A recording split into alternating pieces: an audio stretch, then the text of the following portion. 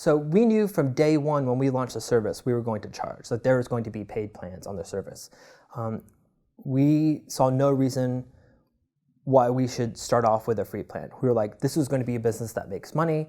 And in 2006, that was not vogue at the time, quite honestly. A lot of people were like, build it for free, get a bunch of users, and figure out how to monetize later. And we were just like, I don't know. It seems like we can monetize right now. Why don't we go ahead and start that? And then we don't have to worry about the weirdness of, like, it's easier to give more stuff for free than it is to start charging stuff for later on. It's the way we thought about it. And so when we did YC, we had not written any lines of code. And so we started in the January of 2006. And that's when we first started writing and programming Wufoo. And then we had an interface prototype in February, so in about a month. And that interface prototype allowed you to see how a new way of building forms and designing them. But it didn't hook up to a database. You couldn't save it. You couldn't collect information. But allowed people to see, like, this is a better way of doing things, better than what you would see from, say, Microsoft InfoPath or other form builders out there. And we said, like, we should ship this, right? Like, see what people say, basically do that step of talking to users, getting engagement, and get people excited about it. And so we released an interface preview demo. And that demo, at the end of it, you create and design the form, and when you hit the save, it says, thanks for trying out the demo.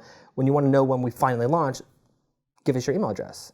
And we got over 100,000 people to go through that demo, so that when we launched, we were able to start off up front off of it. But the thing is, part of that idea also, again, came from Joe Kraus, surprisingly at the time, where he talks about, like, a lot of companies, what they don't realize is that they should not just beta test their product, but beta test their pricing, right? Their paid upgrade and conversion triggers. And you're never going to know that until you finally put a price up there and put a button that says you can't do this until you pay. And so, like, a lot of that just resonated with us. We're like, this company needs to be something that stands on its own. And I guess you could say we were the kind of founders that didn't have the risk profile to say, like, we're going to take the risk on, like, giving tons of things for free, try to figure out how to scale and eventually monetize. To us, it was like, this is either going to be something people pay for or it's not.